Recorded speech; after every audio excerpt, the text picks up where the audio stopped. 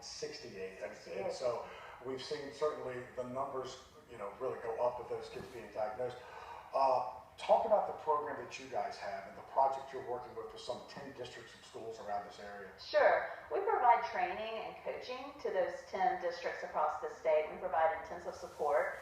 So districts apply to be partner districts, and they choose the schools that we work in within those districts. And then they choose the area where they want to work, for example, social interaction or behavior. And we provide intensive training and support around that area to the teachers. We go in the classrooms, we model how to do things in the classroom, and then we step back and give the teachers feedback about how they're doing with those things. It's a tricky area always because a lot of these kids need a little extra help, yet probably the most important thing is inclusion, because it's a social situation that they be included with the regular class. That's right, and that's something we always strive for, moving toward inclusive practices. How can a student who maybe was in a self-contained class, who was maybe only around other students with disabilities, then go to a general education class when supports are needed in that classroom for the student to be successful?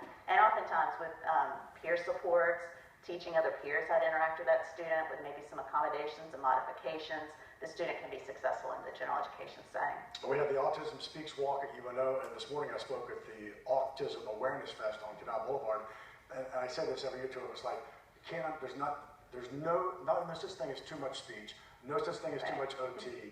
You just flood the kids with anything you can at that point. That's right, as much intervention as you can get as early as possible as well. Yeah, I mean, because it's 3 and 4 year olds, and if you think there's an issue, check it out. That's always the tough. Right. Parents is, well, maybe they'll grow out of it. We don't want to know. Yeah. That's tough. Right, but if you do have a concern, immediately bring it up to your pediatrician, because the earlier interventions can begin, the better the outcomes. And I know there's a hesitancy. Well, we'll just wait and see. But really, if a young child can get into early interventions, they'll have much better outcomes.